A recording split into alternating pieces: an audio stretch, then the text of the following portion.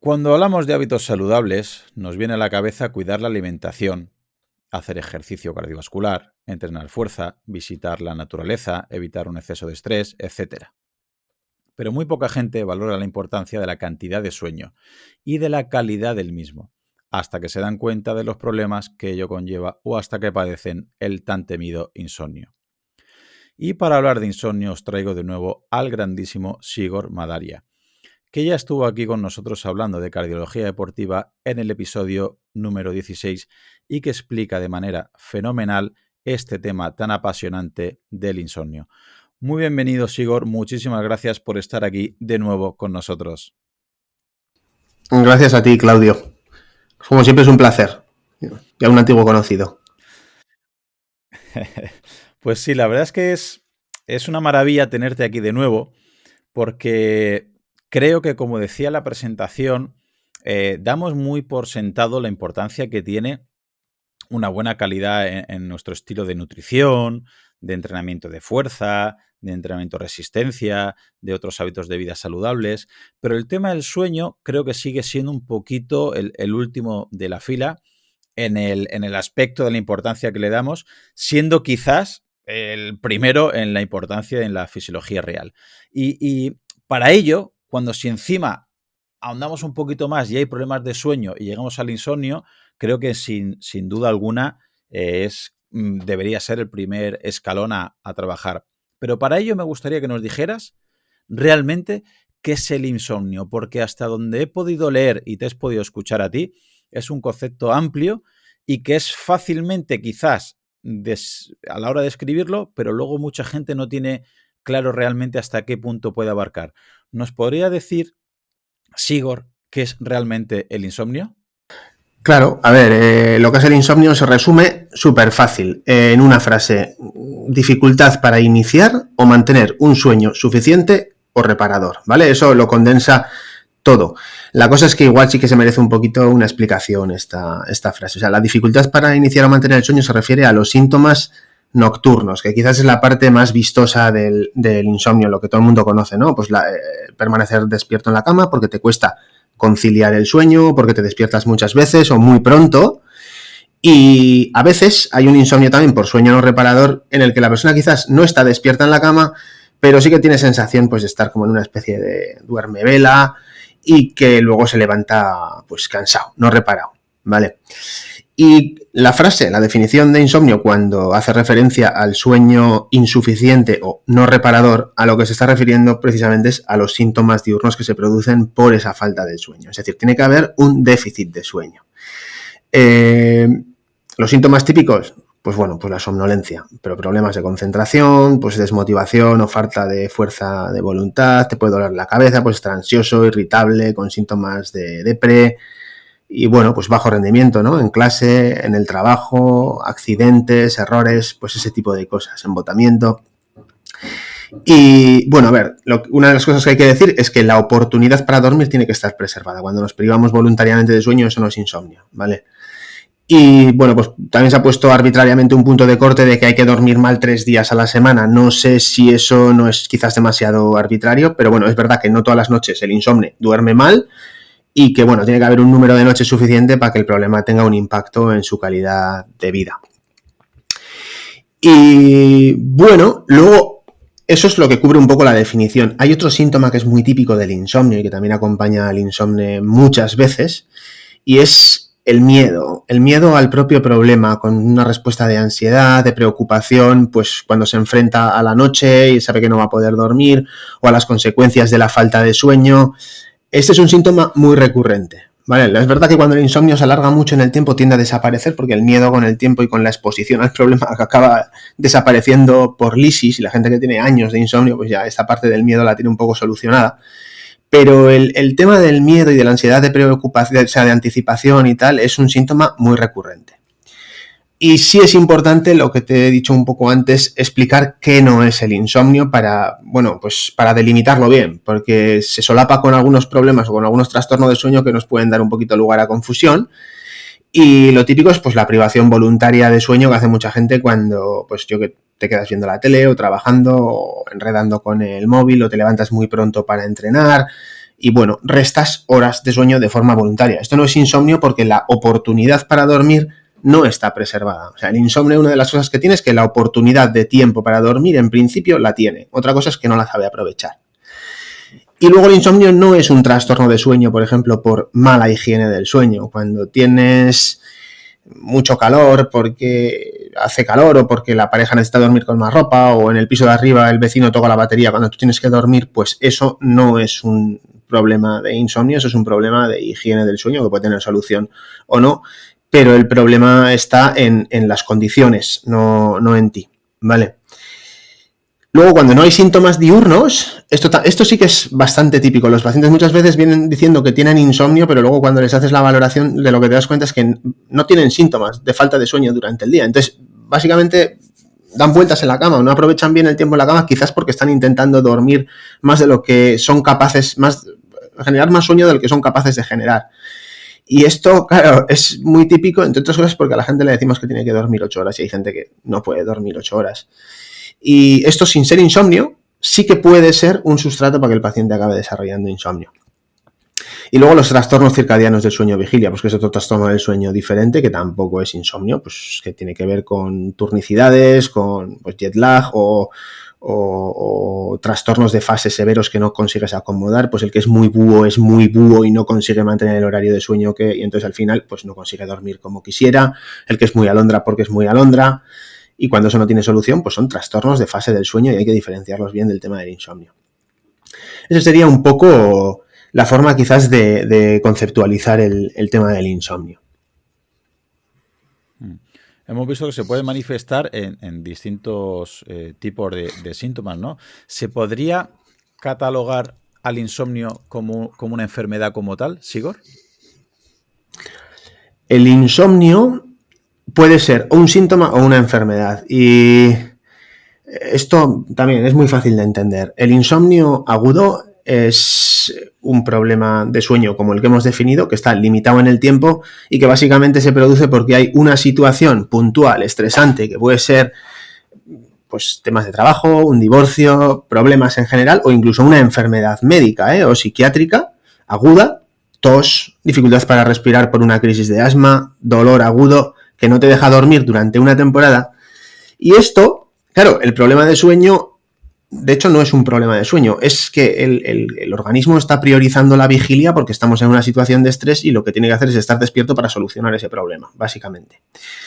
Entonces, esto no es una enfermedad, esto es un síntoma, es una respuesta fisiológica a una situación muy concreta.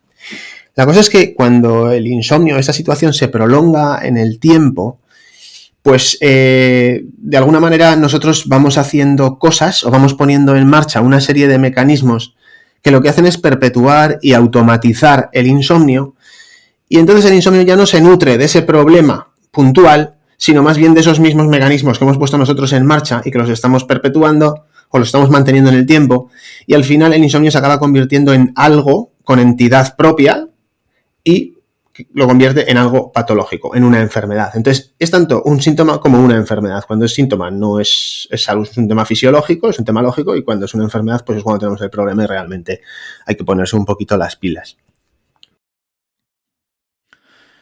¿Me dejas hacer un resumen a ver si la audiencia lo entiende perfectamente?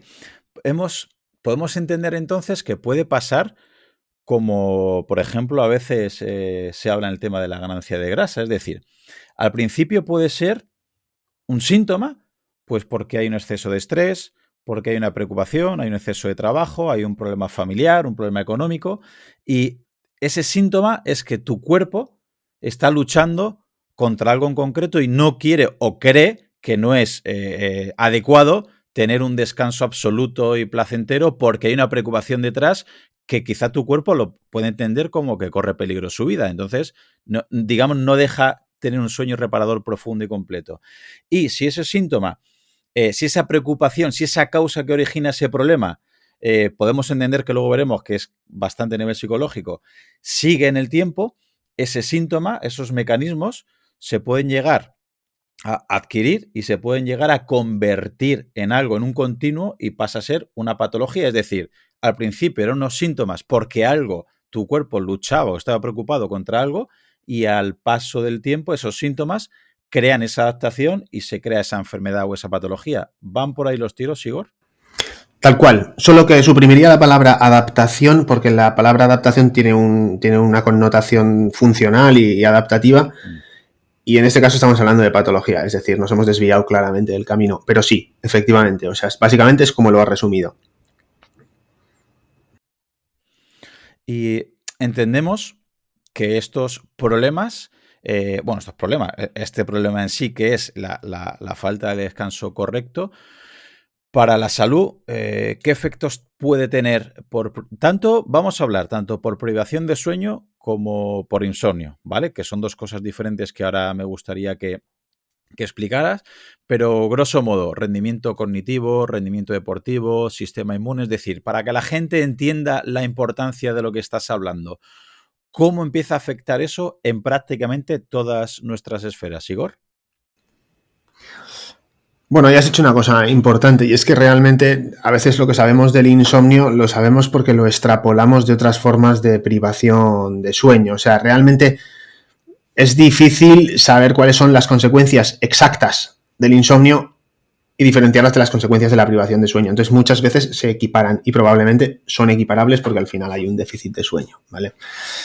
¿Y cuáles son las consecuencias del déficit de sueño? Pues bueno, no sé, hayas hecho un apunte bueno también, que es diferenciar un poco la esfera igual más mental de otra quizás más orgánica, si no es muy imprecisa esta distinción.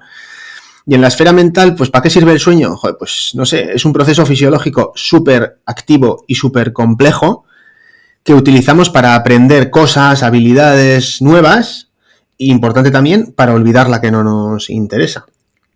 Luego también se utiliza el sueño para limpiar la basura metabólica que se genera durante la actividad cerebral durante la vigilia. Eso es el sistema glifático, que estará como muy de moda. Y la corteza prefrontal también se regenera mucho durante el sueño, hace un reload, que es la parte más sofisticada de nuestro cerebro, la más sensible a la falta de sueño y la que utilizamos para hacer elecciones lógicas, para el sentido común, para tener fuerza de voluntad al día siguiente. Y luego el sueño REM, que tiene una parte, o sea, tiene una función muy importante en el tema mental. Bueno, de hecho tiene distintas funciones. Una de ellas, a mí me encanta, es la de consultar con la almohada, que básicamente consiste en los sueños combinar las experiencias presentes con otras del pasado, pues quizás para buscar una solución original y creativa a los problemas que tenemos ahora mismo, ¿vale? Pues la ansiedad, digamos, o las emociones motivan pensamientos que llevamos a los sueños y movilizan recursos que hemos aprendido en el pasado, pues para buscar soluciones. Luego, otra función también muy bonita de los sueños es la de eliminar las emociones de las vivencias que han tenido un impacto importante en nuestra vida. O sea, las vivencias se etiquetan con emociones precisamente para aprender de esa vivencia. Cuanto más intensa es la emoción, más importante es esa vivencia y más importante es que aprendamos de ella. Pero tan importante es aprender de ella y tener nuestra atención en ella gracias a esa emoción, como que cuando hemos aprendido de ella seamos capaces de quitar la emoción de la vivencia, del recuerdo, pues para no cargar con los pesares de las emociones, de los eventos traumáticos toda nuestra vida. Y esto es una cosa que se hace en los sueños. Y esto se ve muy bien en la gente que tiene trastorno por estrés postraumático, porque pues típicamente tienen pesadillas recurrentes y no consiguen, digamos, eliminar ese trauma, ¿no? de la experiencia que han tenido, y al final pues recurren las pesadillas y siguen teniendo vivencias de lo que motivó el trauma. Y luego también ayuda a consolidar la memoria. Con el sueño REM pasa una cosa, y es que se concentra sobre todo en los ciclos de la segunda mitad, o sea, en los ciclos más tardíos del sueño a lo largo de la noche. Entonces, cuando nos privamos de sueño, o cuando tenemos un déficit de sueño, generalmente de lo que nos estamos quitando es esto. O sea, el cuerpo de alguna manera hace ciclos en los que hay todo tipo de fases para que tengamos todas las funciones del sueño, pero en la primera mitad de la noche sí que prioriza el sueño profundo para conseguir un restablecimiento más orgánico, pues de tejidos y tal, y de alguna manera el sueño REM queda un poco en segundo plano. Entonces, cuando tenemos déficit de sueño, muchas veces nos quitamos de aquí, ¿vale? Entonces, cuando dormimos poco en la esfera mental, ¿qué es lo que pasa? Pues nos afecta a todo. La memoria, la capacidad de concentrarnos y por lo tanto de aprender, la atención, disminuye el rendimiento académico, en el trabajo, pues metes más la pata, tienes más accidentes en el trabajo, en el coche, La causa más frecuente de accidentes de tráfico, por encima del alcohol y las drogas, son problemas de sueño. Pues altera todo, ¿no? La serenidad, tenemos falta de energía, falta de voluntad para hacer las cosas, el dolor se percibe más intensamente. Está implicado también el desarrollo de cualquier enfermedad mental. Cuando hay problemas de sueño, empeora o se favorece su aparición. Y luego lo que hemos dicho antes, cuando no limpiamos bien esa basura metabólica de la vigilia, pues parece que esto tiene una relación importante con enfermedades neurodegenerativas, pues típicamente con el Alzheimer, ¿vale? Que es una cosa ahora de la que se habla mucho. Eso a nivel mental. Luego a nivel más, digamos, orgánico, más de tejidos y tal, pues el sistema inmune también lo has mencionado. Bueno, pues cuando dormimos se restablece el sistema inmunológico, y el sistema inmunológico es para combatir las infecciones, para asimilar las vacunas y para combatir las células cancerígenas. Si no duermes bien, estás inmunodeprimido, pues coges más infecciones, las vacunas no tienen la misma eficacia y las posibilidades de sufrir un cáncer, por ejemplo, aumentan en más del doble. ¿Qué más? El deporte, has mencionado. Pues en el deporte, ¿qué hacemos? En el deporte aprendemos habilidades técnicas y tácticas. Pues si no aprendes, pues mal vamos. Se hace frente, o sea, el dormir bien ayuda a hacer frente a los estresores psicológicos de la competición, disminuye la fatiga, ¿no? Mejora la sensación de energía. Y aparte, pues bueno, lo que hemos dicho, se recuperan todos los tejidos, con lo que siempre que hay una sesión de ejercicio, si hay un pequeño daño y si no le damos al cuerpo la oportunidad de repararlo, pues el riesgo de lesiones aumenta. Los deportistas que duermen 6 horas tienen 4 veces más lesiones que los que duermen 9 horas. Y luego incluso en cuanto al rendimiento, o sea, no es solo un tema de chicha o de punch o de chispa. Los carburadores metabólicos encogen directamente, o sea, el metabolismo energético de grasas, hidratos de carbonos, láctico, no sé si también de cetonas y fosfágenos y tal, pero disminuyen. O sea, que ya no es un tema de falta de que se solucione con cafeína, no, que por mucha cafeína que tomes, los carburadores encogen. Y esto al final pues redunda en menos fuerza, menos potencia aeróbica, menos potencia anaeróbica, en fin, en todo lo que tiene que ver con el deporte. Yo, Sigor, fíjate, esta semana estamos en mi instituto de evaluaciones y quiero aprovechar que estoy hablando contigo para ver hasta dónde estás de acuerdo conmigo o lo estoy exagerando. Yo este año doy una asignatura que es salud, ¿vale? En todos los cursos. Y obviamente un tema que tocamos siempre es el tema del sueño. La media que me dicen los alumnos entre 13 y 17 años que duermen, la media es 6 horas. 6 horas de media duermen. Hay algunos que duermen 7, son los que en teoría tienen que dormir de 8 a 9. Correcto. ¿Hasta qué punto, cuando empezamos las evaluaciones y empezamos a ver que el rendimiento escolar va en decadencia, que muchas veces sacan peores notas, que no se enteran de muchos contenidos que se imparte?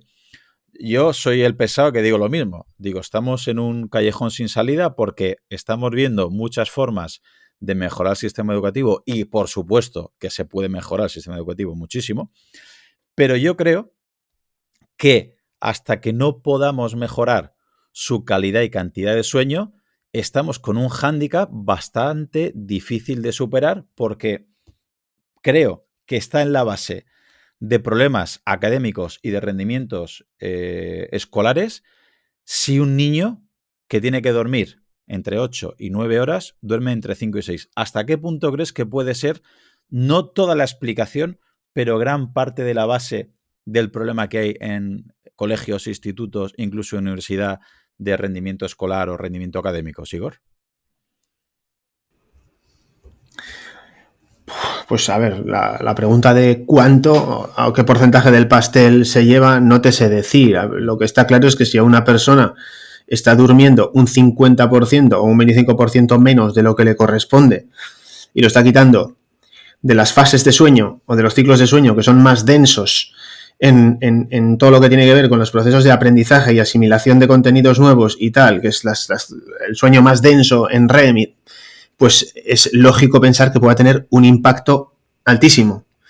A mí me consta que tú en el Insti, por la entrevista que hicimos la otra vez, ya habías tomado medidas sabiendo que el problema no es un problema de privación voluntaria de sueño, ni de insomnio, ni nada de eso, sino más bien un trastorno de fase por un retraso de fase típico que tienen los chavales que has dicho, entre 13 y 19 años, creo que me has dicho. Bueno, con los 19 años yo creo que se va solucionando, pero el adolescente, pues, tiene la tendencia natural a dormirse más tarde. Entonces eso quiere decir que por más que intentemos que se duerme antes, a lo mejor es que no lo conseguimos. A lo mejor se quedan haciendo cosas por la noche porque no pueden dormir antes, y no es que no se duerman antes porque se quedan haciendo cosas. Con lo que, pues bueno, ese primer paso que habéis dado retrasando, creo, ¿no?, las horas de inicio en el instituto, sí, 1 horita, pues probablemente redunde de forma muy positiva en el rendimiento académico de estos chavalillos. Sí, el problema es que, claro, como es lógico, no se puede adaptar realmente el horario, ¿no?, a cada uno, porque sería lo ideal, pero luego, claro, el estilo de vida, digamos, está hecho para que como muy tarde a las 9 empiecen el instituto, y ya nos ha costado. Pero bueno, creo, es muy llamativo la gente que tiene estos problemas de falta de sueño, como tú has comentado, incluso a nivel ya voluntaria, cuando ya obviamente son adolescentes o ya somos adultos. Y otro de los aspectos que te quería preguntar al respecto es, como cardiólogo y como experto en cardiología deportiva, por ejemplo, la falta de sueño respecto al aparato cardiovascular, ¿en qué nos puede repercutir? Porque ya hemos visto más o menos a nivel de comportamiento, a nivel deportivo, a nivel cognitivo, pero como cardiólogo estoy seguro que tú habrás notado más en tu campo, algo más que tiene que ver, algún síntoma clínico que hay detrás de la falta de sueño en el aparato cardiovascular, Sigor. A ver, yo en la consulta no tengo la posibilidad de ver hasta qué punto la privación de sueño es el factor de riesgo que está propiciando la enfermedad coronaria o cardíaca en mi paciente, porque quiero decir que al final es una concurrencia de hechos en un paciente que se te presenta delante de la consulta. Pero bueno, a ver, es bien conocido que la falta de sueño tiene un impacto. La falta de sueño tiene un impacto en todos los órganos, de forma que todas las enfermedades degenerativas se aceleran con la falta de sueño. La aterosclerosis es una forma más de envejecer del cuerpo. Entonces la aterosclerosis se acelera con la falta de sueño, y encima es que se conocen los mecanismos por los que esto sucede. Cuando tú duermes en el sueño profundo, una de las cosas que haces es equilibrar el sistema nervioso vegetativo, ¿no? El sistema nervioso simpático, que te acompaña un poquito más durante el día y aumenta o pisa el acelerador cuando hay que hacer un trabajo y pisa mucho el acelerador cuando toca luchar o huir, lo que tiene que hacer por la noche es frenar del todo y conseguir un descanso profundo y dejar que el parasimpático y el simpático se desactive y el parasimpático haga un poquito su labor. Esto sucede, como hemos dicho antes, en las primeras 4 horas del sueño, ¿vale? Entonces no se afecta quizás tanto por el insomnio. Se afecta mucho más, y esto te lo dice el reloj, y es muy chivato en ese sentido, con las cenas muy copiosas, o igual cuando haces deporte por la tarde en vez de por la mañana, o cuando con el alcohol la variabilidad de la frecuencia cardíaca se va al traste, la frecuencia respiratoria se va al traste, con enfermedades, cualquier enfermedad altera mucho esos parámetros de recuperación del sistema nervioso autónomo, las apneas, la gente que tiene apneas no consigue el sueño profundo y no consigue dejar descansar el cuerpo, porque cada vez que descansa le baja el tono, se ahoga y entonces se vuelve a activar, entonces están en un ciclo muy malo. Entonces, esto ya de por sí tiene un impacto directo en el aparato cardiovascular, ¿vale? Pero además, joder, es que pasan muchas más cosas con el tema de la falta de sueño. A nivel metabólico, los niveles de grelina, esto ya lo sabes muy bien, aumenta. La hormona del hambre. La leptina disminuye, con lo que la capacidad de saciarnos también disminuye. Aumentan los péptidos endocannabinoides, más hambre. Y la corteza prefrontal, que hemos dicho que necesita cargarse bien para funcionar bien al día siguiente y hacer que este exceso de hambre y de falta de saciedad que tenemos, ser capaces de controlarlo, pues no lo tenemos disponible para controlar a la bestia cuando tenemos un antojo. Y entonces, pues, a ver, es muy bien sabido que cuando vamos privados de sueño hacemos peores elecciones con los alimentos, se come más y peor. Y si esto lo combinas con que con la falta de sueño aumentan todas las hormonas del estrés, la testosterona, el cortisol, y si por lo que sea consiguieses incluso hacer una dieta, el cortisol lo que va a hacer es que no pierdas depósitos energéticos y lo que va a hacer es que pierdas masa muscular. Y si algún día recuperas ese peso, el cortisol lo que va a hacer, que está elevado por la falta de sueño, es que lo recuperes en forma de grasa y no en forma de músculo, con lo que al final estamos metidos en un bucle malísimo que afecta a la composición corporal y aparte todos estos mediadores hormonales y tal, el cortisol, la adrenalina, la noradrenalina, pues también, aparte de los cambios en la composición corporal, pues aumenta la resistencia a la insulina, sube la tensión arterial. Esto al día siguiente ya, ¿eh? O sea, no estoy hablando de que haya que dormir mal una temporadita. Tú duermes mal una noche y al día siguiente la tensión la tienes más alta y la resistencia a la insulina la tienes a la virulé. Suben los triglicéridos, sube la glucosa, baja el HDL, pues ya tenemos todos los factores de riesgo y todo el síndrome metabólico al completo, que realmente es lo que hace falta para desarrollar las enfermedades cardiovasculares. Por eso la gente que va privada de sueño, no sé si los que tienen insomnio o los que van privados de sueño en general, por el motivo que sea, pues bueno, pues tienen más infartos, tienen más fibrilación auricular, tienen más insuficiencia cardíaca, tienen todo lo que tiene que ver con el corazón y se mueren antes, pues enfermedades relacionadas con el corazón. Y aquí hay una cosa, se menciona muchísimo, la verdad es que es un pasote, y pues a mí me gusta sacar el ejemplo, y es que hay varios estudios que se han combinado incluso en uno para darle más potencia, la verdad es que entre ellos también son muy coherentes, y es el efecto que tiene cambiar la hora en primavera, acortando la hora de sueño en 1 hora, y lo que sucede es que el cambio lo hacemos el sábado, pero cuando se hace efectivo realmente es cuando toca ir a trabajar y nos quitamos la hora de sueño esa noche de domingo a lunes. Bueno, pues el lunes los infartos pasan de 4 a 5, o sea, aumentan en un 25%. Eso quiere decir que si tú estás en un hospital y tienes 5 infartos, uno ha sido por el cambio de hora, ¿vale? Y esto, a ver, no es así del todo, porque realmente lo que sucede es que parece que los infartos que estaban por venir esa semana se acaban adelantando al lunes. Pero bueno, no deja de ser muy impactante y no deja de ser una muestra muy fehaciente del impacto que tiene el tema del sueño en el aparato cardiovascular. Y podría ser por el desajuste de hora, o sea, por el jet lag y no por la privación de sueño. Pero cuando le preguntas lo mismo al cambio de hora de otoño, pues pasa justo lo contrario, que los infartos pasan de ser 5 a ser 4, o sea, disminuyen en un 20%. Es una pasada. Y esto lo que te quiere decir es que parece que es más bien el tema de la falta de sueño y no tanto el desajuste cronobiológico. Es un pasote.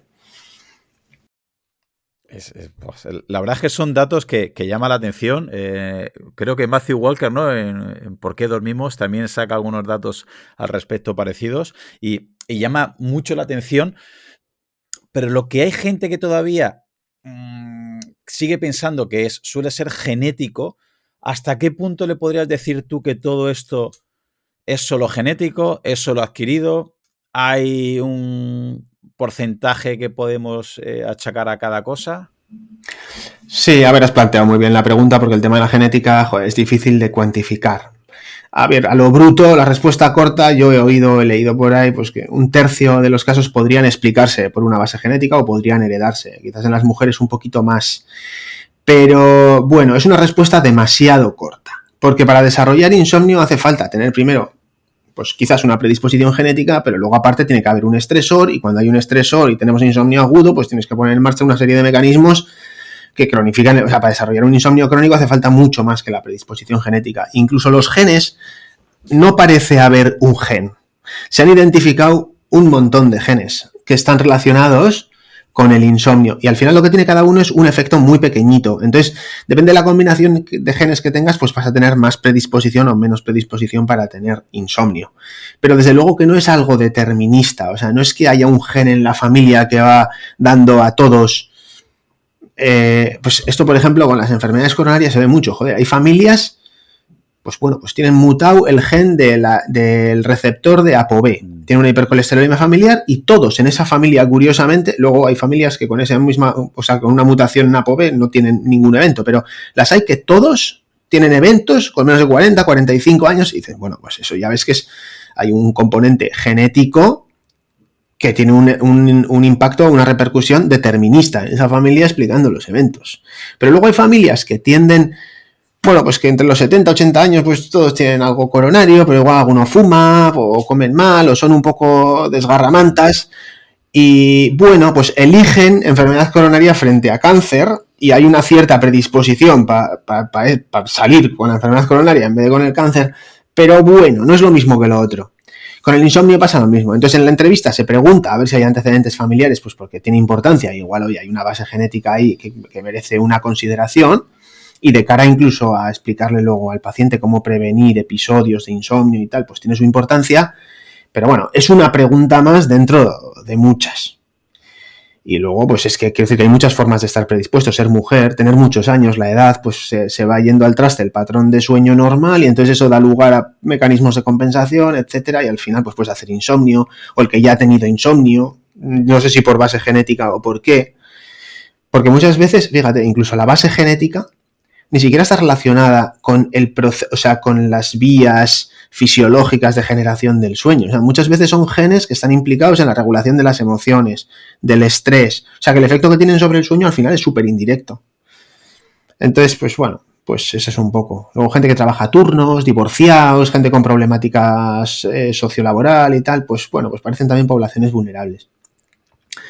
Hay muchas formas de estar predispuesto. Comentabas antes insomnio agudo, insomnio crónico. Hay varios tipos de insomnio, me refiero, porque es importante a lo mejor que los oyentes se aterricen los conceptos y lo vayan entendiendo, porque luego a lo mejor vamos a hacer alguna pregunta al respecto. ¿Podríamos diferenciar clases o tipos de insomnio?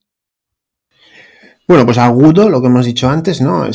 Hay un elemento externo y dormimos mal porque toca, y esto, pues bueno, típicamente se pone un punto de corte de 1 mes, otra gente utiliza el punto de corte de 3 meses, en el que el insomnio pasa a ser, pues, agudo, luego subagudo y luego crónico, ¿no? A medida que vamos poniendo en marcha los mecanismos que lo convierten ya en enfermedad. Esta es para mí es la clasificación más importante de todas. Luego está el de conciliación, que te cuesta iniciar el sueño, mantenimiento, que te despiertas muchas veces, despertar precoz, que te despiertas demasiado temprano y no vuelves a dormir, e insomnio por sueño no reparador, que ese es el insomnio paradójico. El insomnio paradójico, a ver, básicamente es eso, es que no duermen bien. De hecho, la persona a veces siente que no duerme y tú si le pones una actigrafía o incluso el reloj de pulsera, le dice que duerme más horas de las que duerme. Es decir, está inmóvil más tiempo en la cama en una situación que probablemente es dormir, porque cuando les haces un electroencefalograma lo que registras es la actividad cerebral propia del sueño. Lo que pasa es que es verdad que la sensación de descanso no es la misma y se levantan cansados. Entonces tiene eso de insomnio, de que el sueño no es reparador. Y luego hay una clasificación de insomnio que también yo creo que es importante matizar, y es la de insomnio psicofisiológico puro, primario, se decía antes, y el insomnio comórbido, que es lo que antes se llamaba insomnio secundario.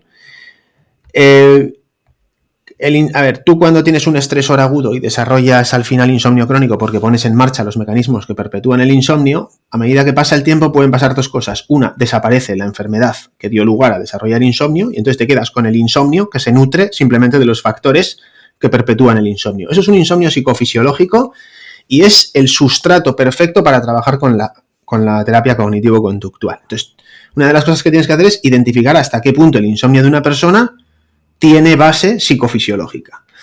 Pero otras veces la enfermedad que ha dado lugar al insomnio o es crónica, sí o no se termina de solucionar, vamos, entonces al final cohabita con el insomnio. Antes a esto se le llamaba insomnio secundario.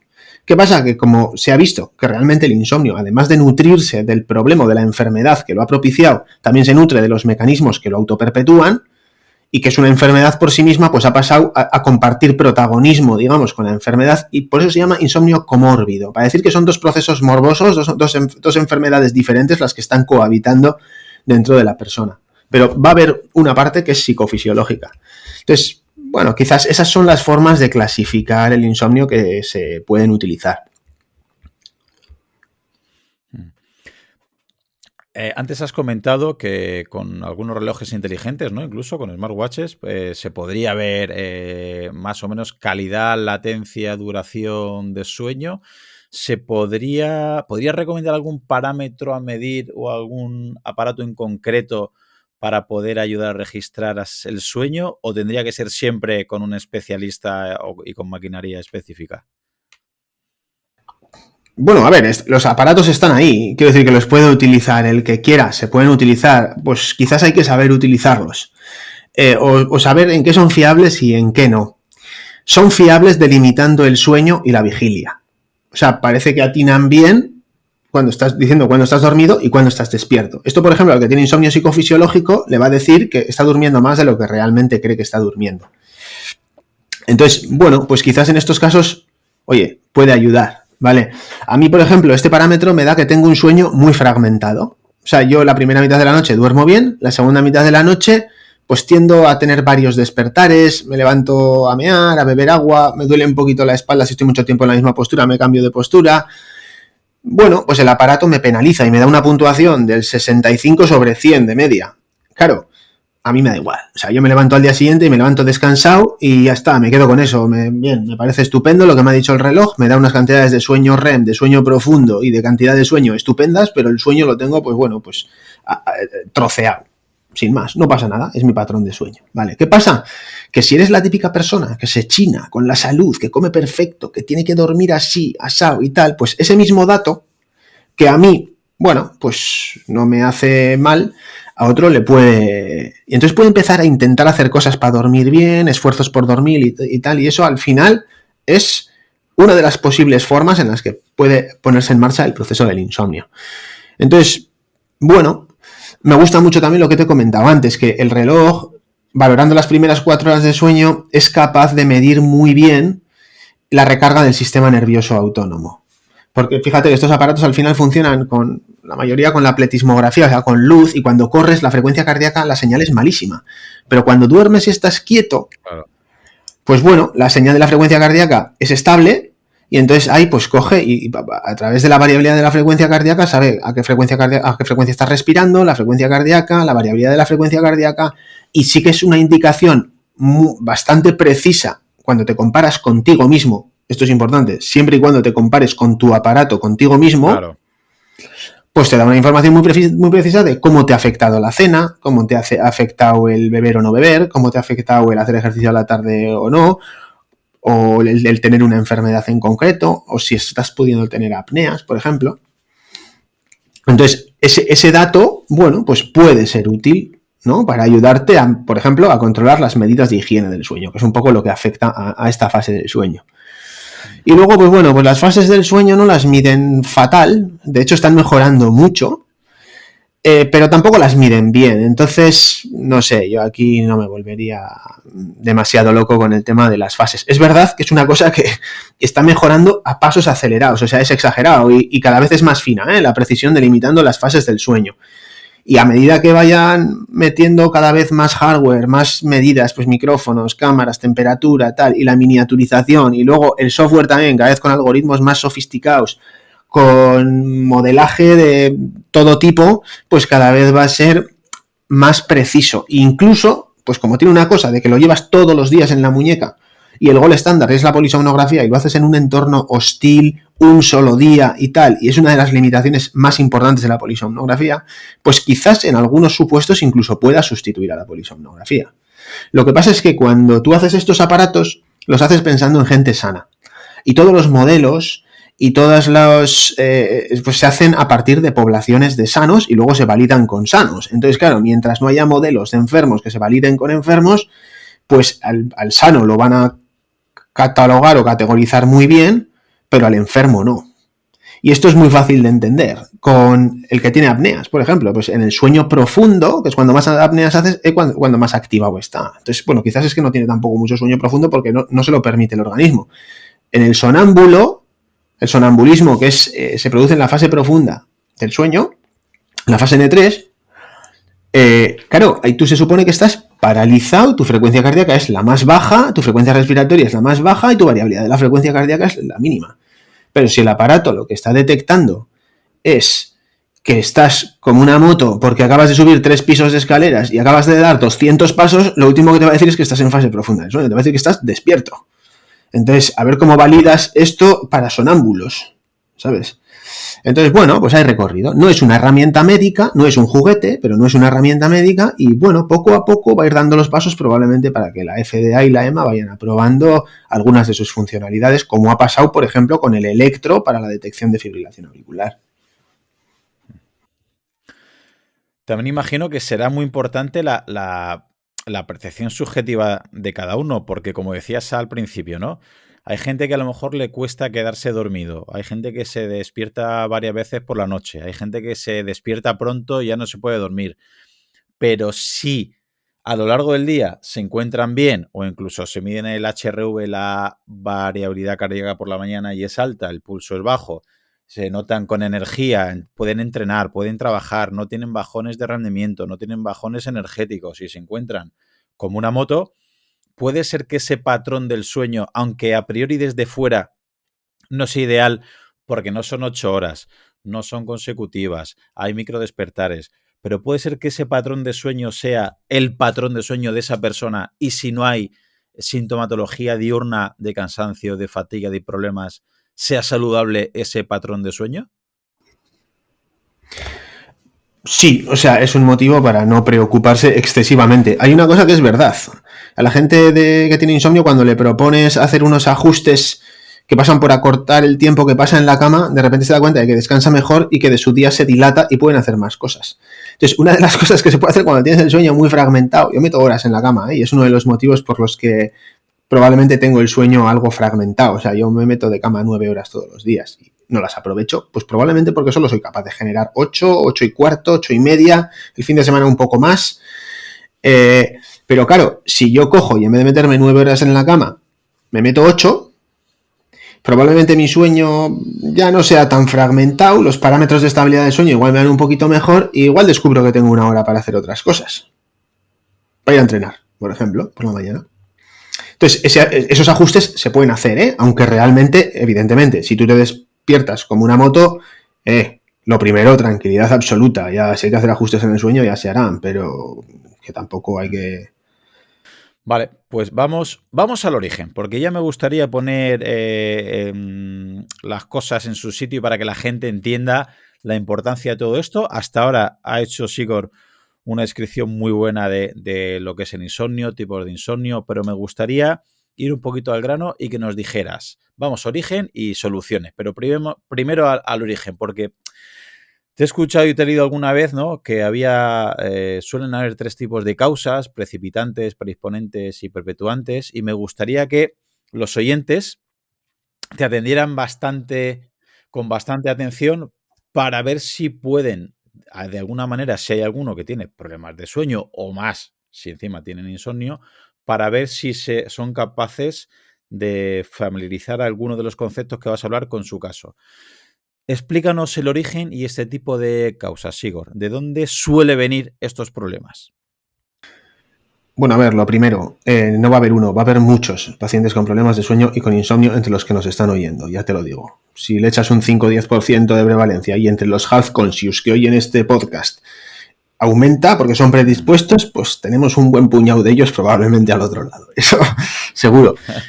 Y luego, a ver, el tema el origen, las causas. A ver, esta es una de las preguntas que más me gustan porque al final es la esencia de todo.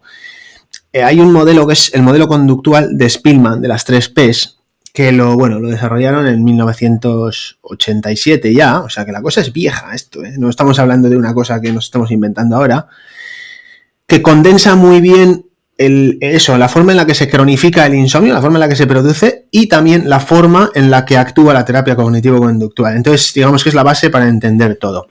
Las 3 P son los factores predisponentes, los factores precipitantes y los factores perpetuantes. Entonces, en los factores predisponentes, bueno, pues factores o características de la persona biopsicosociales que te predisponen para desarrollar insomnio, simplemente, ¿vale? Bio, pues la genética, enfermedades, un zumbido crónico en los oídos, dolores.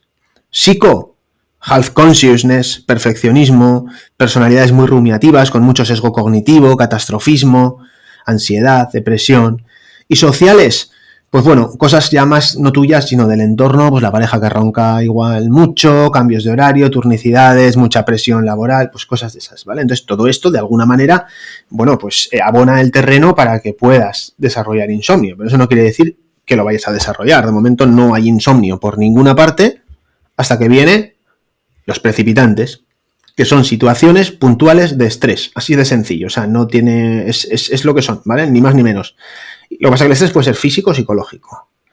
Estrés físico, una enfermedad aguda, un brote de asma con dificultad para respirar en la cama, por ejemplo, o mucha tos, un catarro puñetero que te está dando toda la noche pues tos, te interrumpe el sueño, dolor, un recién nacido puñetero que te da la noche. No sé si esto es un precipitante o algo crónico, porque el niño puñetero que da la noche no te la da una noche, ya te la da básicamente por norma. Pero bueno, cosas que de alguna manera te desestabilizan y duermes mal durante un tiempo. Y esto, lo que hemos dicho, es normal, es un síntoma, o sea, es insomnio agudo. Se enciende la mecha, pero por suerte la mayor parte de las veces cuando se enciende la mecha se apaga, ¿vale? No acaba prendiendo y no acabamos desarrollando insomnio crónico. Lo que pasa es que si se prolonga en el tiempo un poco esta situación, quieras que no, de alguna manera sí se empiezan a movilizar cosas que son los factores perpetuantes, que ya nos ponen un poco en la vereda del insomnio crónico, ¿vale? Y los perpetuantes son cosas que hacemos o son conductas que parecen muy lógicas a priori, porque solucionan a corto plazo el problema de sueño, pero a la larga lo que están haciendo es justo lo contrario, ¿vale? Lo están perpetuando, lo están alargando. Entonces, según Spillman, los factores perpetuantes eran las conductas de recuperación, que es echar siestas, remolonear por la mañana en la cama, y bueno, y quedarte en la cama quizás descansando para recuperar un poco, aunque no duermas, pues para descansar y tal. Claro, ¿qué pasa? Que si este fuese el factor perpetuante, tú coges, cambias el patrón de sueño, lo vuelves a poner bien, pasas una noche mala y al día siguiente ya estarías durmiendo bien. Pero eso no sucede. Le cuesta bastantes días, incluso algunas semanitas, que cuando haces esto, el sueño vuelva un poco, el patrón de sueño se vuelva a normalizar. Entonces, aquí es cuando entra un concepto que introdujo otro psicólogo, Bocchin, ya por los 70, que es la asociación disfuncional, de estímulos. O sea, la asociación de estímulos, o sea, el término es asociación disfuncional de estímulos. Para entenderlo bien, o sea, cuando, por ejemplo, las personas... Pues cuando haces deporte, tú tienes una hora del día que tienes asociada a dormir. Los niños tienen una hora del día y la cama asociada a dormirse. Ellos pueden estar haciendo sus cosas normal y corriente sin ninguna rutina presueño en concreto, se meten en la cama y el simple contacto con la cama y la hora que es ya lo tienen asociado. Es decir, la cama es el estímulo condicionado que elicita la respuesta condicionada de dormir. La cama les duerme, así de sencillo. El que hace deporte, pues una hora del día le induce a hacer deporte. El que fuma, yo qué sé, después de comer, tiene que fumar, por ejemplo, pues porque lo tiene súper asociado. No es que su organismo se lo esté solicitando más intensamente, es una cuestión de asociación con la situación, ¿vale? ¿Qué pasa?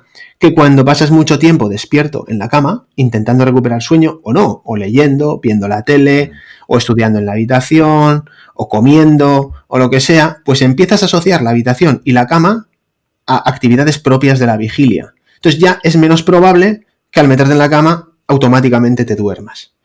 Entonces, este se sabe que es un componente del tratamiento, entre otras cosas, porque joder, hay personas que cuando se van de vacaciones dicen, ¿qué tal duermes cuando estás de vacaciones? Joder, pues duermo súper bien.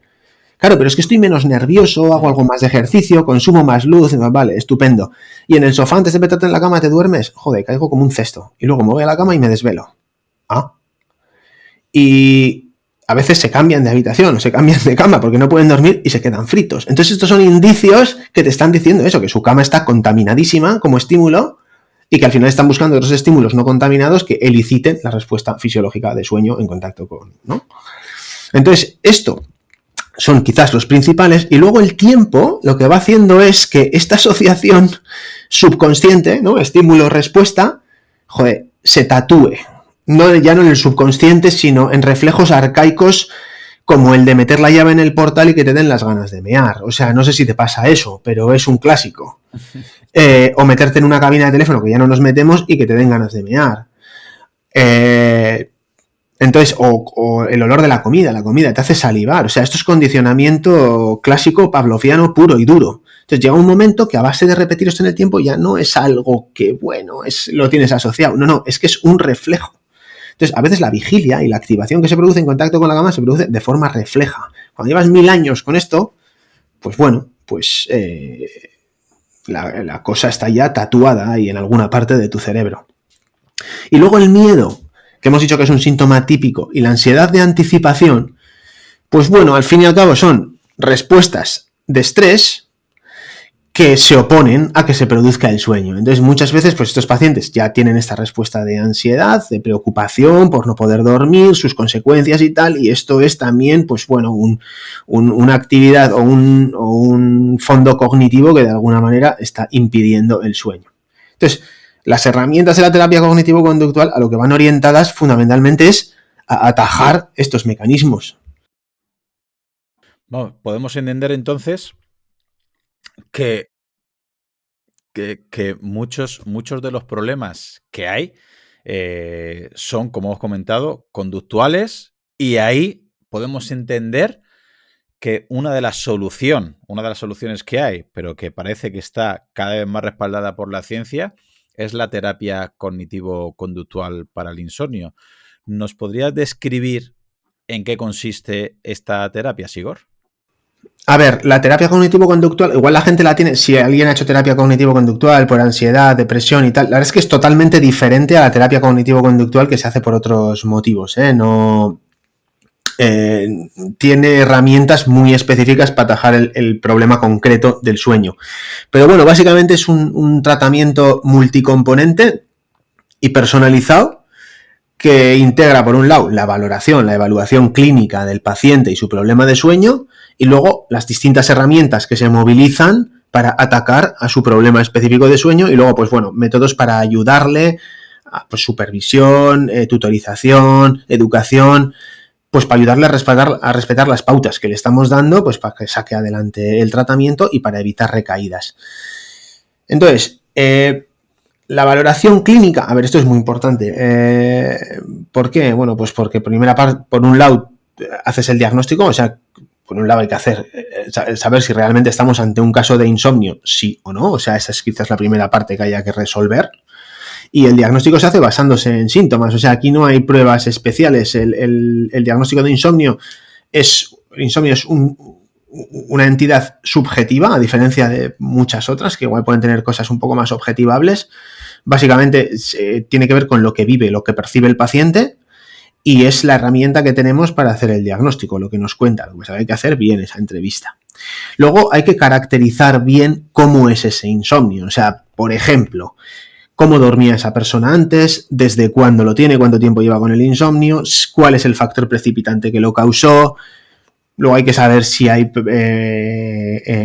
pues predisponentes, pues como por ejemplo los antecedentes familiares, enfermedades físicas o enfermedades psiquiátricas que lo estén acompañando como proceso comórbido, como desencadenantes, como predisponentes. Si toma medicación o no para dormir, por ejemplo, pues por si la quiere dejar, si se puede dejar, o incluso fármacos que no son para dormir pero que pueden estar interfiriendo con el sueño, pues yo qué sé, betabloqueantes, corticoides, broncodilatadores, ¿no? Son algunos ejemplos. Y luego, a ver, lo más importante es identificar bien los factores perpetuantes, o sea, ver hasta qué punto ese insomnio tiene un componente psicofisiológico, conductas de recuperación, asociación disfuncional de estímulos y sesgos cognitivos, ansiedad de anticipación, etcétera, ¿vale? Porque las herramientas van a ir destinadas o orientadas a tratar eso. Y luego hay que hacer una valoración de la higiene del sueño. Porque a veces, ya te digo, cuando tienes un insomnio crónico y hay mala higiene del sueño, probablemente el insomnio ya no tiene mucho que ver con la higiene del sueño. Puede que se iniciase como un trastorno del sueño por mala higiene del sueño y se pusiesen en marcha los mecanismos perpetuantes del insomnio, pero ahora lo que tenemos es un insomnio psicofisiológico. Eso no quiere decir que no haya que poner en orden las medidas de higiene del sueño, pues para que el tratamiento vaya lo mejor posible y para mejorar la calidad del sueño, fundamentalmente. Y luego también hay que descartar algunas cosas que podrían empeorar con el tratamiento. O sea, el tratamiento es muy seguro, pero la gente que tiene apnea del sueño probablemente le empeore la apnea del sueño, la gente que tiene parasomnias tipo sonambulismo y así podrían empeorar, bruxismo, etcétera. La epilepsia, si no está bien controlada, puede tener más crisis, los trastornos bipolares pueden hacer episodios maníacos. Y pues conductores profesionales, algunos hemos tenido que se ha cogido la baja para hacer el tratamiento, por ejemplo, pues porque les vas a privar un poquito de sueño y bueno, pues conducir privado de sueño pues no es buena idea. Y con esto te haces una idea de las posibilidades de éxito que vas a tener. Y aquí no te equivocas. O sea, si tú haces bien estas preguntas, tú le puedes decir a la persona qué posibilidades tiene de mejorar, sí o no. O sea, no es lo mismo tener un insomnio...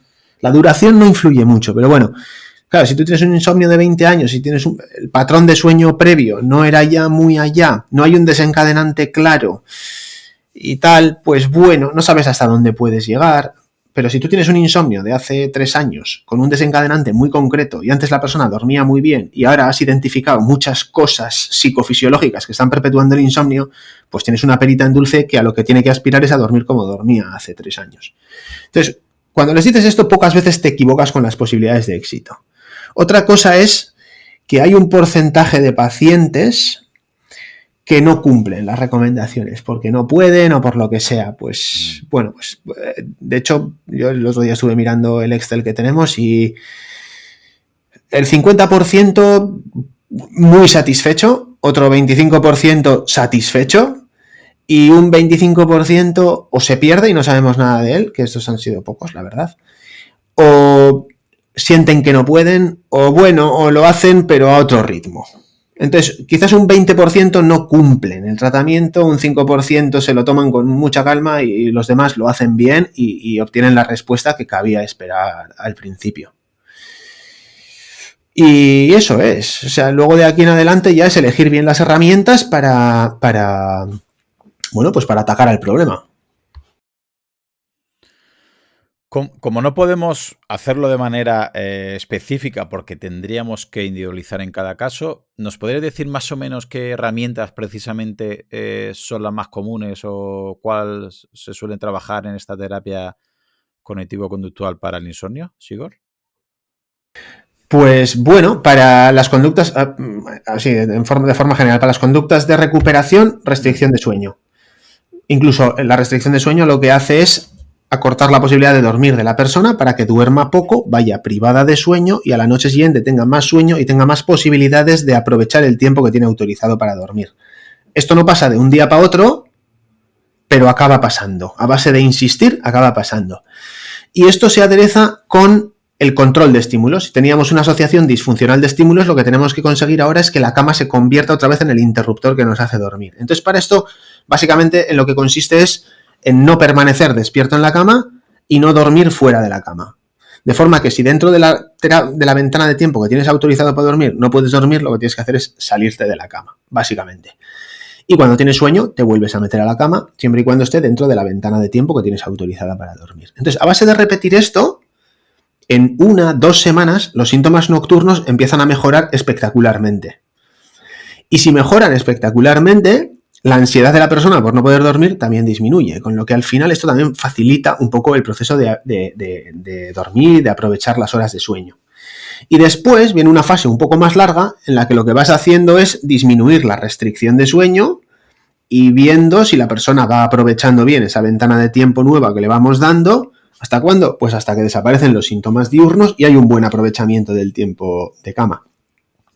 Y además de la restricción de sueño y el control de estímulos, pues lo que se hace es enseñarle a la persona que, sobre todo si tiene mucha carga cognitiva, mucho componente cognitivo, catastrofiza mucho, pues lo que se hace son técnicas de reestructuración cognitiva y se le enseña a interpretar las cosas de una forma más realista o con pensamientos más proporcionales al verdadero problema y que son más amigables con el sueño, ¿vale? Que no produce una respuesta ansiosa tan exagerada.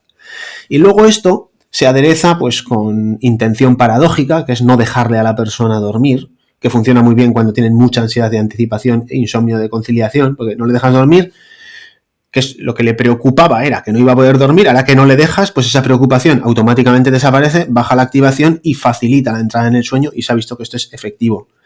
Hay que hacer higiene del sueño. Se les ayuda a veces a elaborar una rutina presueño, pues a poder ser amigable con el sueño si hacían cosas que igual no eran muy allá. Se les enseña a hacer técnicas de relajación. Bueno, pues en cada persona se eligen un poco las herramientas que mejor encajan con su perfil. Y es importante al final también supervisarles, porque si no, al final la gente puede saber cómo se hace, pero se acaba perdiendo y no lo hacen. Hemos tenido pacientes que lo hacían ellos ya conocían todos los principios de la terapia cognitivo-conductual y llegaron un día y dijeron, no, lo quiero hacer con vosotros porque necesito la supervisión. Es un poco a veces como las dietas. Y ese es el tratamiento y está validadísimo y respaldadísimo y es más viejo que la pana y es el tratamiento de elección para el insomnio psicofisiológico y para todas las formas de insomnio. El comórbido, incluso para el agudo. Sí, la verdad es que parece todo muy lógico porque desde el otro punto de vista, yo puedo ver como alumnos o familiares, ¿no? O amigos que tienen problemas de sueño que sean pasajeros, no llega a insomnio, pero sí que muchos, ¿no? Cuando comentamos la importancia de esto, y comentan, pues eso, que no he podido dormir esta noche porque me acosté tarde, entonces claro, hoy estoy cansado, me pego una siesta de 3 horas, como me pego una siesta muy grande por la noche no tengo sueño y como no tengo sueño me pongo a jugar a la videoconsola o ver Netflix hasta las tantas y entonces quieren pasar de estar jugando al Call of Duty o de estar haciendo algo muy estimulante a dormirse enseguida y también les cuesta ese paso de desconexión y encima han estado jugando las 2 o 3 horas antes de irse a dormir en su cama o han estado viendo Netflix en su cama y ya no hay esa asociación. Es decir, todo esto también se podría validar o sugerir o recomendar ya no para problemas de insomnio, sino para mejorar. ¿Estarían dentro de medidas de higiene del sueño?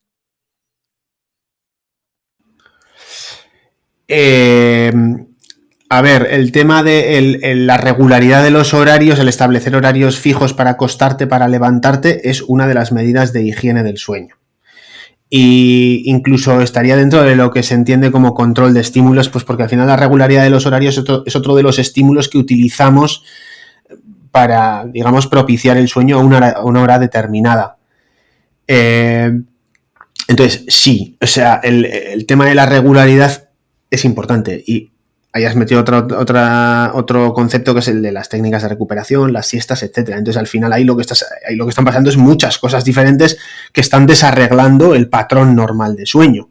Entonces, hay que ver cuáles son esos elementos que lo han desarreglado, recolocarlos cada uno en su sitio y, bueno, y volver a restablecer un patrón de sueño, pues, amigable con el estilo de vida de esa persona, que puede que incluso ni llegue a desarrollar insomnio, ¿no? O sea, que igual es una cuestión de reordenar y listo, pero si eso se mantiene en el tiempo, pues es posible que al final acabe haciendo un siniestro importante. Y con este siniestro, si la persona sigue y pasan, ¿no? de los síntomas a la patología o la enfermedad, pues porque hay unos motivos detrás de estrés, de problema de higiene del sueño y demás.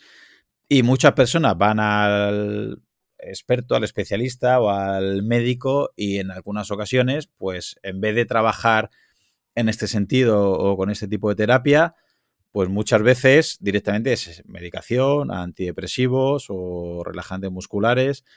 ¿Qué puede suceder a una persona si no soluciona todo esto que has estado comentando esta hora de entrevista y la única solución que tiene sería la medicación? ¿Y en qué, te hago una segunda pregunta dentro de esta, en qué contexto sí que tiene sentido utilizar para mejorar el sueño, ¿vale? Antidepresivos, benzodiazepinas o cualquier tipo de medicación, Sigor? Bueno, a ver, la medicación se puede utilizar, evidentemente, y tiene sentido utilizarla en determinadas situaciones. Lo que hay que dejar claro antes de nada es que, a ver, esto se ha estudiado varias veces y hay que ir con la verdad por delante. Casi 2/3 del efecto de los hipnóticos, benzodiazepinas, hipnóticos Z, se explican por el efecto placebo, ¿vale? Y eso quiere decir que si coges cualquier otro elemento farmacológico o parafarmacológico para tratar el insomnio que sea menos potente que las benzodiazepinas y los hipnóticos Z, la parte del pastel que corresponde al efecto placebo va a ser mayor, ¿vale? Eso de entrada. Dicho esto, pues bueno, hay fármacos hipnóticos como las benzodiazepinas que actúan vía GABA, que es un inhibidor del sistema nervioso central y por eso se usa para la ansiedad y para como hipnótico, y la zopiclona y el zolpidem, que son los hipnóticos Z, que también son agonistas, o sea, actúan de una manera similar. Y ahora ha salido un nuevo fármaco, hace 3 meses se ha comercializado en España, lleva 2 años en el mercado en Estados Unidos, que es el daridorexant. Es un antagonista al receptor de la orexina, que es la hormona de la vigilia, con lo que estos ya no es que son sedantes o depresores del sistema nervioso central, sino que lo que hacen es impedir la vigilia. Se supone que tiene un patrón farmacodinámico muy fisiológico, ¿vale? El sueño sucede porque la vigilia se ha inhibido. Entonces, presumen de tener muy pocos efectos secundarios. Es muy nuevo, habrá que ver, ¿vale?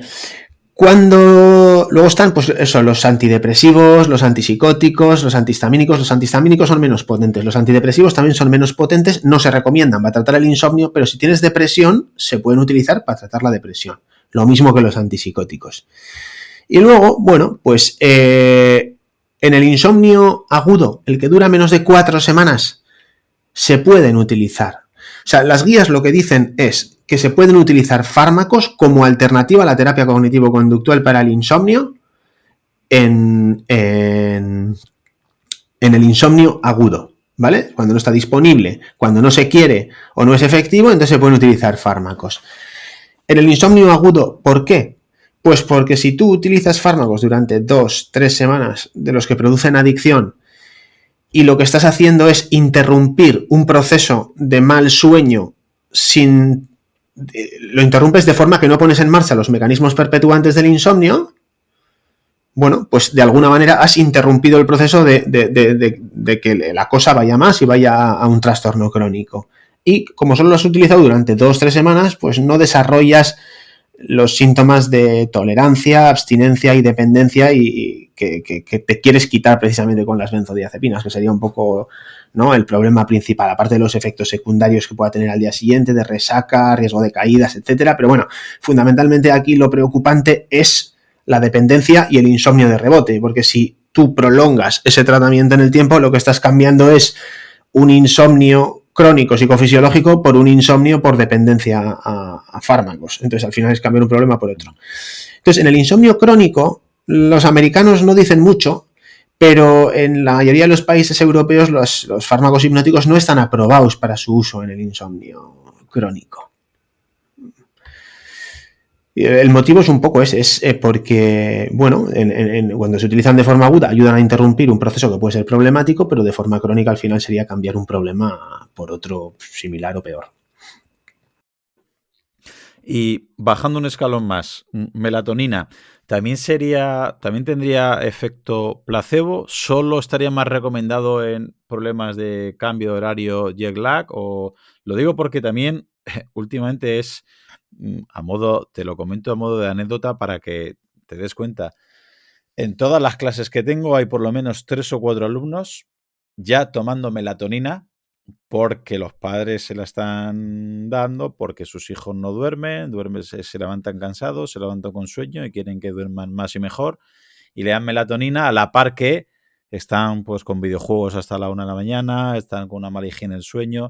¿Hasta qué punto la melatonina tiene papel beneficioso en este aspecto? ¿También es placebo o sería incluso contraproducente? ¿Cómo lo ves tú, Sigor? A ver, la melatonina puede valer para cuando hay un problema con la melatonina. Y eso pues pueden ser ciegos, pueden ser ancianos que tienen pulsos de melatonina muy débiles, cuando hay trastornos circadianos del sueño-vigilia.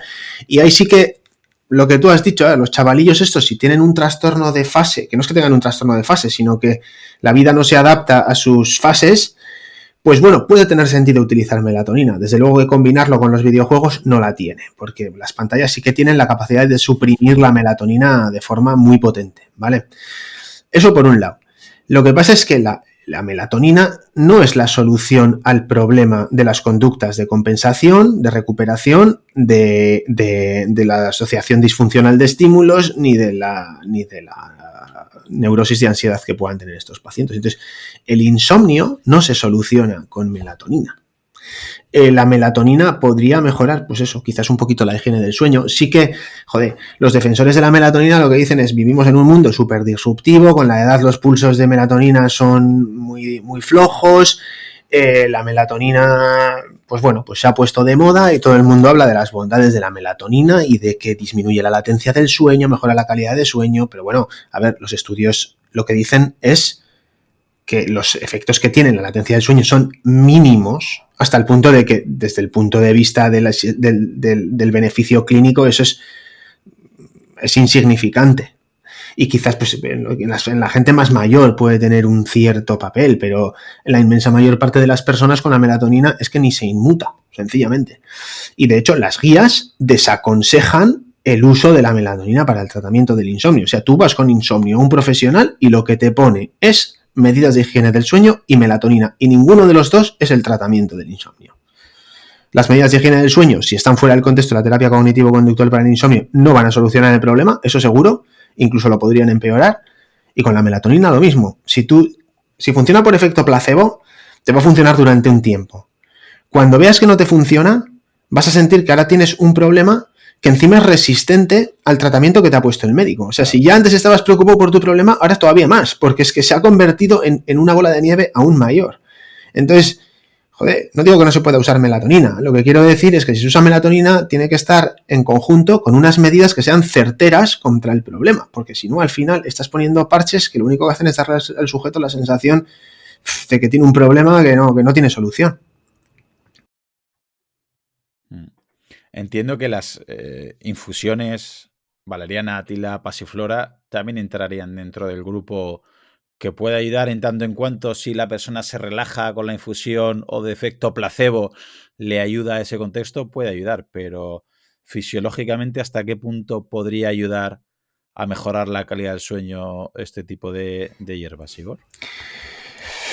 A ver, yo no es una cosa que conozca demasiado. O sea, los suplementos se usan los que actúan pues vía síntesis de serotonina y melatonina, que se supone que regulan un poco las emociones y los ciclos sueño-vigilia, ¿no? Que son el magnesio, vitamina B, triptófano y derivados. Y luego están los que actúan un poco vía GABA taurina y el GABA, que son más inhibidores del sistema nervioso central. Eso los suplementos. Luego están las hierbas, pues hay un montón. Y la verdad es que yo no las controlo, pero bueno, pues las típicas aquí, igual valeriana, melisa, pasiflora, pero luego también pues el hipericum, el espino albar, lúpulo, lavanda, etcétera. Hay un montón. Yo no los controlo. A ver, estos al final de lo que se valen es de que son alternativas a los fármacos y que como son naturales, pues bueno, pues ya está, son estupendos. No, o sea, natural no es sinónimo de fisiológico ni de inocuo. O sea, y esto se ve muy bien con la cicuta y con el veneno de serpiente. O sea, nadie piensa que... Quizás el verdadero éxito de estas cosas está, por un lado, en la moda que están de moda, o sea, y que luego, pues bueno, pues que como son menos potentes, o sea, no digo que no tengan un cierto efecto, pero como son menos potentes, pues también son menos tóxicos. Pero eso no quiere decir que no tengan interacciones, porque algunos de ellos tienen interacciones con fármacos e incluso tienen dosis máximas tóxicas, pues que están lejos de ser las que normalmente se consumen. Pero claro, realmente ahí lo que está pasando es que estás tomando algo que tiene poco efecto y que probablemente si te está funcionando, probablemente sea por efecto placebo. De hecho, las guías lo recomiendan. O sea, tengo aquí un texto literal de que también está sacado pues, de un artículo que hice a propósito de las guías. Los autores de los metaanálisis de eficacia de los fitoterapéuticos coinciden de forma unánime en la conclusión de que la calidad metodológica de los estudios es pobre y que a pesar de ello los metaanálisis no encontraron una eficacia clínicamente relevante para estas sustancias. Y la recomendación que hacen es clara: la valeriana y otros fitoterapéuticos no se recomiendan para el tratamiento del insomnio. Y el Matthew Walker, por ejemplo, nunca le oirás hablar de estas cosas. Siempre te habla mucho pues, de cosas de higiene del sueño, de cosas de la terapia cognitivo-conductual, pero no suele sacar a relucir el tema ni de la melatonina, ni de los suplementos, ni de nada de nada. Habla mucho del alcohol, habla mucho de las benzodiazepinas y de cosas así, pero estas cosas pues no, y se desaconsejan porque al no ser efectivas no van a solucionar el problema, o las posibilidades de no solucionar el problema si no es por una vía. A ver, el placebo está bien. Si te soluciona el problema, podría darse la circunstancia de que el efecto placebo aborte el proceso de las conductas perpetuantes hasta desarrollar un insomnio crónico, pero las posibilidades son escasas. Y cuando te falla algo que te ha funcionado inicialmente, entonces la sensación que te llevas es lo que hemos dicho antes: tengo un problema que, joder, ahora es resistente a lo que me estaba funcionando. Entonces, eso no es deseable en el tratamiento del insomnio. En el tratamiento del insomnio lo que tienes que hacer es fomentar la confianza de la persona en su capacidad para generar un sueño fisiológico y no que su confianza dependa de elementos externos, porque cuando esos elementos fallen, pues se va a quedar en pelotas.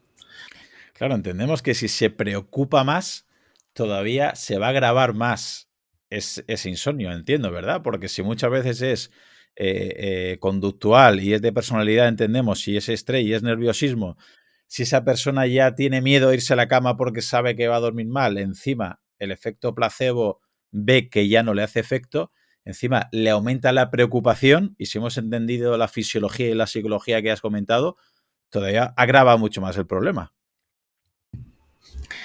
Sí, aquí hay un autor que es Daniel Eriksen, que simplifica mucho el tema del insomnio y básicamente dice que el insomnio es consecuencia, uno, de que no estamos generando la vigilia suficiente para tener sueño y que estamos en un estado de activación que le impide al sueño venir. Entonces, eso es, él es, no sé si es nihilista o qué, pero no menciona para nada la asociación disfuncional de estímulos y tal.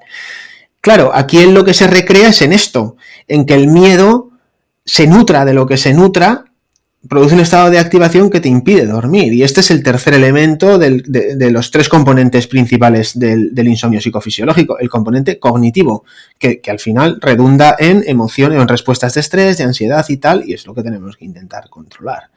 Entonces, siempre que te sientas vulnerable, siempre que sientas indefensión, pues efectivamente, o sea, la situación de amenaza aumenta y la respuesta de estrés también, y eso se impide al sueño. Sí, podemos entender que irte a la cama sin sueño y con gana y con la intención de dormir y de dormirte lo antes posible, estoy seguro que todo el mundo le ha pasado. Me tengo que dormir ya, ostras, ya es tarde, mañana tengo una competición, me tengo que levantar pronto, tengo que madrugar, me debería dormir ya y es la noche que más te cuesta dormir y que peor duermes. Y viceversa, el día que no tienes nada que hacer, que estás aburrido y que estás tranquilo, te quedas durmiendo en el sofá o te quedas durmiendo plácidamente y es cuando mejor duermes. Van por ahí los tiros, ¿verdad? Eso es, o sea, eso es lo que se agrupa dentro de un término que es esfuerzos por dormir. Esfuerzos por dormir son lo que puedes hacer con las medidas de higiene del sueño, convertirlas en cosas obsesivas, lo que puedes hacer con las técnicas de relajación, o sea, justo que conseguir el efecto contrario, no te relajas porque te quieres relajar y lo que estás haciendo es un esfuerzo, y la palabra esfuerzo y sueño no pueden ir en la misma frase, porque esfuerzo es una respuesta de estrés, una respuesta de trabajo, y tú el sueño no puedes ir, el sueño viene cuando se le da el espacio que necesita, y si te estás esforzando, no viene. Entonces, todo lo que sean esfuerzos por dormir, hay que intentar, y esos son también los rituales, lo que hace la gente de forma, pues tomar las infusiones a una hora determinada, que si el cannabidiol, que si las gafas bloqueadores de luz azul, cuando ya empiezas a hacer esas cosas, eso ya no es higiene del sueño, eso ya son rituales, son conductas fóbicas, y las conductas fóbicas son conductas propias de una, o sea, de la ansiedad, ¿no? Entonces eso es incompatible con el sueño.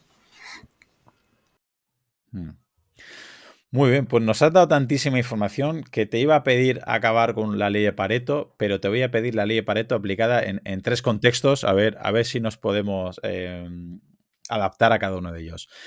El primero es que nos digas el ABC, lo más importante para aquellas personas que no tienen insomnio, pero que les gustaría mejorar su calidad de sueño porque no termina de ser la que ellos desearían o así ellos por lo menos lo perciben. ¿Qué 2-3 cosas les podrías decir a este porcentaje de población, Sigor? Bueno, primero, a ver si no duermen bien y están afectados al día siguiente o no. Eso, porque si no tienes síntomas durante el día, en principio el mensaje tiene que ser de tranquilidad. Lo siguiente que se puede hacer es ver si tienes síntomas durante la noche y no durante el día, oye, y si paso menos tiempo en la cama, a ver qué pasa, ¿vale? Esa es otra prueba que se puede hacer. Y desde luego que aquí, en el que no tiene insomnio ni nada, lo que aplica súper bien es las medidas de higiene de sueño. O sea, las medidas de higiene de sueño es como un programa de alto rendimiento. Si tienes insomnio, que es una lesión, no puedes hacer alto rendimiento, pero si ya no tienes lesiones, puedes entrenar duro con las medidas de higiene del sueño para mejorar la calidad del sueño, para conseguir un sueño de alto rendimiento. Aquí es donde mejor aplica. Y luego se puede hacer meditación, se puede hacer relajación, se puede hacer buteico para disminuir la necesidad de ventilar y poder respirar por la nariz por la noche. Ya lo de ponerme el esparadrapo a mí no me va, pero bueno. Comer sano para que no tengas déficits nutricionales, y si tienes algún déficit a lo mejor te puedes suplementar. Pero bueno, pues ese es el escenario en el que todas estas cosas podrían encajar. Vale, entendemos que aún no hay insomnio, no hay un problema detrás y a lo mejor sí estas personas, pues si se hidratan un poquito mejor y se hidrataban poco, van a mejorar. Si le tienen un déficit de magnesio, vitamina B y lo consumen en suplemento, lo pueden mejorar. Pero detrás no hay un problema grave como puede ser en los otros 2 ejemplos que nos quedan. Segundo tipo de ejemplo. Ley de Pareto. ¿Qué le recomendarías a las personas que tienen insomnio agudo? Pues lo primero, que no pasa nada. O sea, que lo que está haciendo su cuerpo es lo que se espera que haga. O sea, no está pasando nada mal. Las cosas están funcionando como deben. Y que por no dormir una noche no pasa absolutamente nada. Aunque le suba la tensión y el azúcar al día siguiente. ¿Vale? No pasa nada. Se puede disfrutar al día siguiente sin haber dormido bien. Es un poco más incómodo, pero nada más. Mejor dormirás al día siguiente.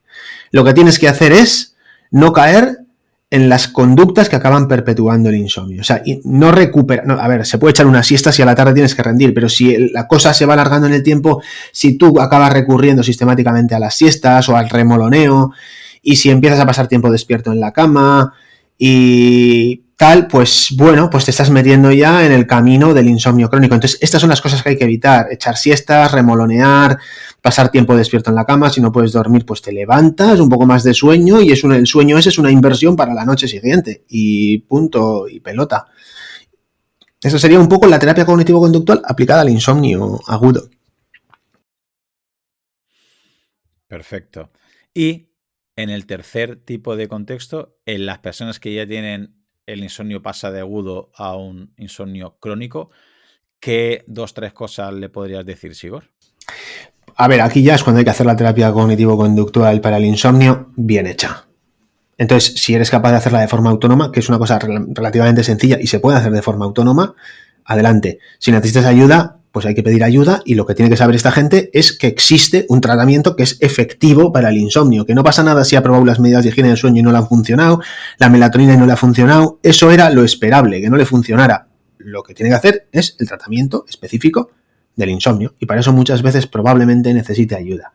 Hay que tratar las enfermedades que puedan estar acompañando al insomnio debidamente o comprobar que están bien tratadas, y movilizar las herramientas de la terapia cognitivo-conductual para el insomnio que necesita esa persona en particular. O sea, que sea alguien que nos escucha y padece insomnio crónico y no le ha funcionado las terapias, la higiene del sueño o la melatonina o cualquier otro tipo de suplementación, digamos que está dentro de lo esperable y de lo normal. Y ahora la siguiente pregunta sería, ¿a qué tipo de especialista tienen que ir? Porque mucha gente sabe a qué tipo de médico tiene que ir según qué tipo de patología, pero cuando hay un problema de sueño, ¿qué tipo de experto o especialista hay detrás del insomnio, Sigor? Joder, esto es muy complicado. Mira, es que yo... claro, es muy difícil. La gente está muy perdida. Yo a esto he llegado porque no sabía dónde tenía que mandar a mis pacientes con insomnio. Cuando tú tienes un problema de sueño, tienes que ir a un especialista en sueño, o a un neurólogo, o a un neumólogo, y bueno, quizás te tienes que quitar los trastornos del sueño que puedan tener otra naturaleza y tengan otro tipo de soluciones y tal.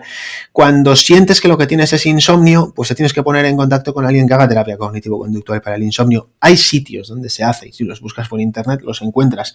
Lo cierto es que a mí me entra gente, o sea, nos está entrando gente de todas las partes del planeta, porque en todo el planeta la gente no sabe dónde encontrar, y lo que le sale es lo que tengo yo colgado en la web. Digo, a ver, pero vamos a ver, si soy un Panchito de Bilbao, cardiólogo, que me he formado en esto, y está saliendo como primera opción de tratamiento lo que estoy ofreciendo yo. O sea, eso es inverosímil. Pero es así.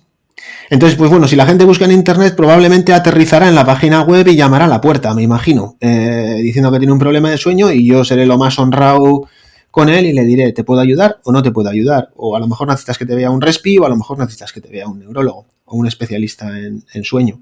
Pero los especialistas en sueño no se ocupan del insomnio, se ocupan de otro tipo de trastornos más, pues piernas inquietas, o parasomnias graves, o a veces cuando hay pesadillas recurrentes, o trastornos de la conducta del sueño REM, pero eso es lo que les gusta. Pero luego la terapia cognitivo-conductual no la hacen, y es súper agradecida, porque es que además es que es un tratamiento muy agradecido desde el punto de vista del paciente.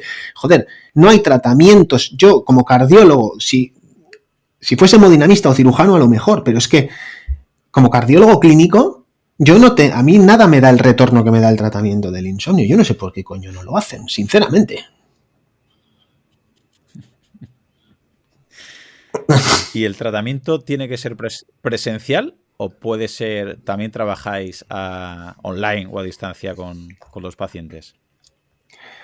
A ver, esto funciona hasta en formato de autoayuda, para que te hagas una idea, ¿vale? De hecho, hay aplicaciones de móvil para que la gente lo pueda hacer. Lo que pasa es que la gente sí que siente que necesita, ya te digo, al final se acaban perdiendo, no, hay puntos en los que ya no saben salir o lo que sea.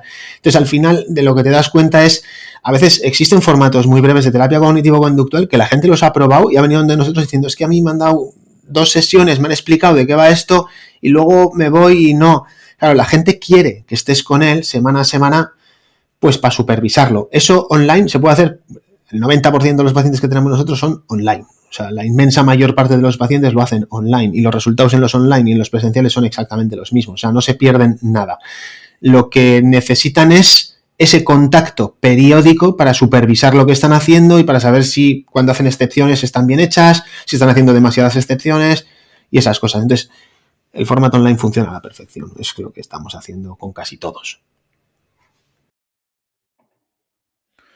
Pues yo creo que después de todo esto, Sigor, la gente que quiera mejorar su calidad de sueño, la gente que tenga insomnio agudo, e imagino que la gente que tenga sobre todo insomnio crónico, querrá ver lo que publicas, dónde publicas o ponerse en contacto directamente contigo. Así que, por favor, regálanos tu contacto y dónde te podemos buscar, Sigor. Pues no me busquéis, yo estoy muy ocupado. Pero bueno, lo cierto es que si alguien tiene un problema de este tipo, la verdad es que a mí sí me gusta echarles un capote con esto. Entonces, las redes sociales cada vez las utilizo menos, la verdad, y joder, qué bien. Y si teclean Sigor Madaria, con Z, Sigor y Madaria, en Google ya le sale directamente la página web y en la página web hay una página específica sobre el tema del insomnio y ahí tienen toda la información que necesitan, la forma de contactar y todo.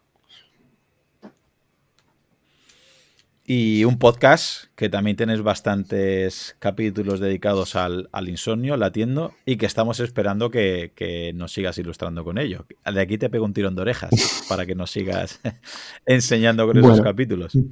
a ver si me viene la motivación y la vena creativa otra vez. Estoy en stand-by.